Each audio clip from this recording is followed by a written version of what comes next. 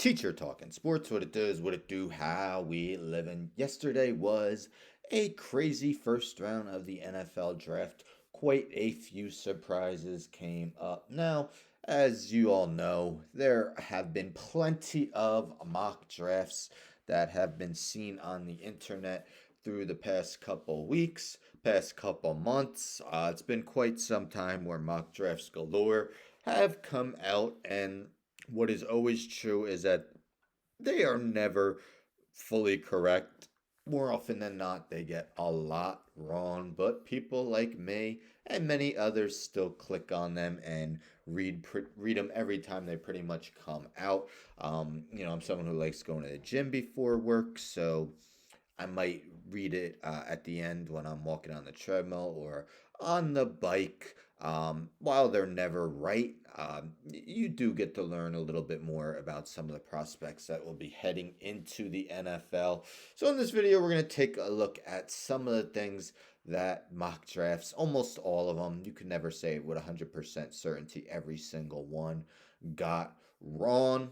These are just a few of them. There were plenty, but let's start with the most notable because this caught everyone by surprise when the Falcons took Michael Penix Jr. with the eighth overall selection, just months after signing Kirk Cousins to a deal worth $100 million guaranteed.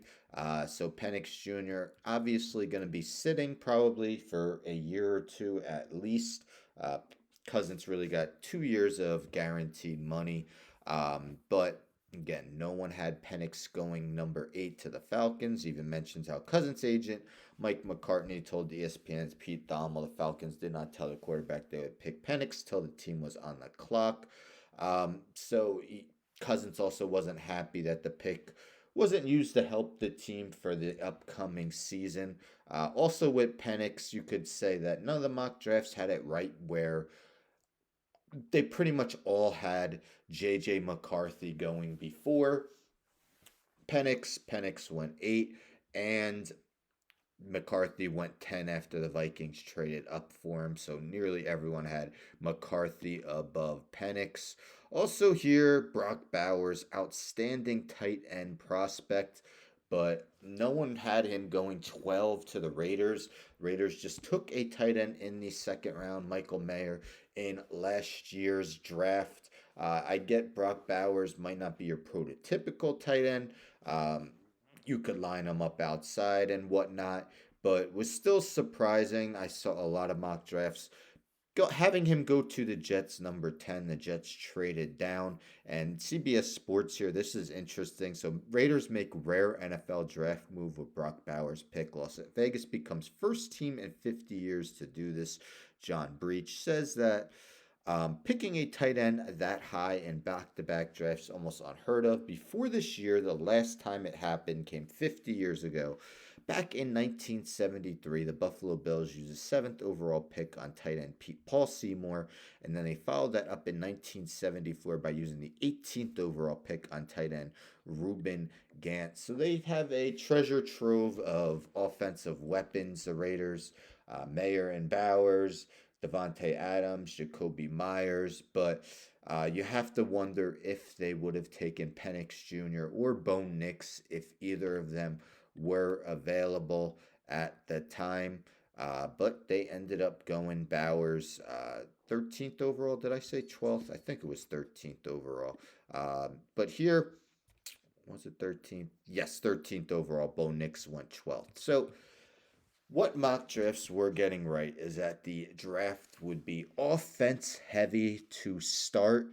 Many of them had the first 7 picks being offensive players, but that eighth pick, the Atlanta Falcons, who surprised everyone taking Penix Jr., that's where a lot of people were expecting the first defensive player to go. A lot of mock drafts had Dallas Turner going there. He fell to 17 to the Minnesota Vikings, except it was a much longer wait than 8. So we see here ESPN first round of the draft.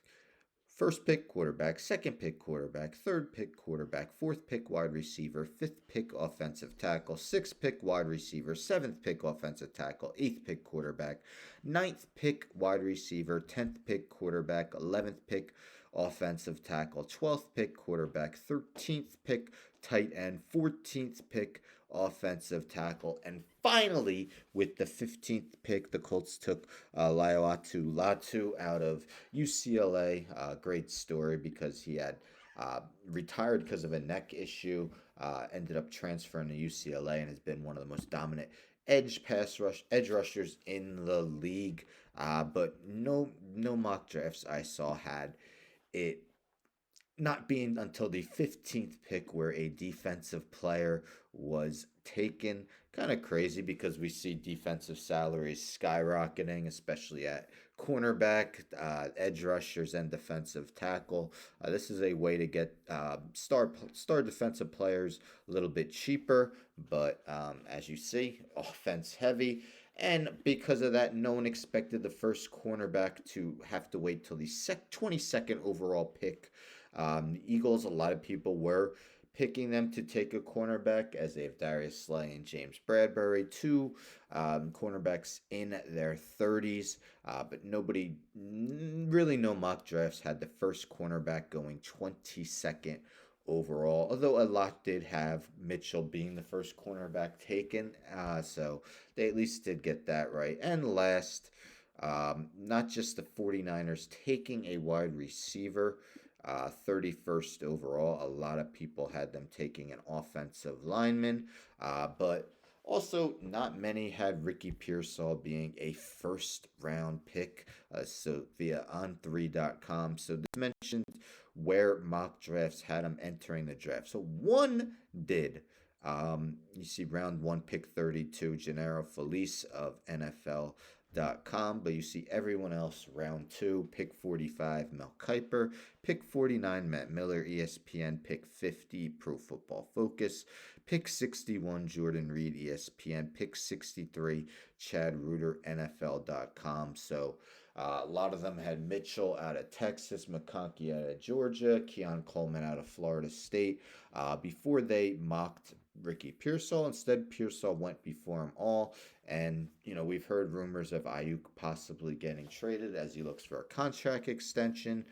You have to wonder if the 49ers had that in mind when they made this selection. But Pearsall, a lot of mock drafts had plenty of other wide receivers above him in their mock drafts. So what were some other things that pretty much every mock draft got wrong? But they're not going to stop coming. I'm going to still read them. I mean, there's mock drafts that came out for rounds 2 and 3 today. I'm sure once today's over, there'll be mock drafts for round 4 to 7. And I know sometimes they even have mock drafts so that'll be for the 2025 NFL draft. They may do that like the day after this year's draft ends. But again, I keep clicking on them and keep reading them, even though they are never accurate. Anyhow, don't forget to subscribe. Tell a friend to tell a friend to tell a friend to subscribe. Like the video, share the video, hit the bell for notifications. I'm out.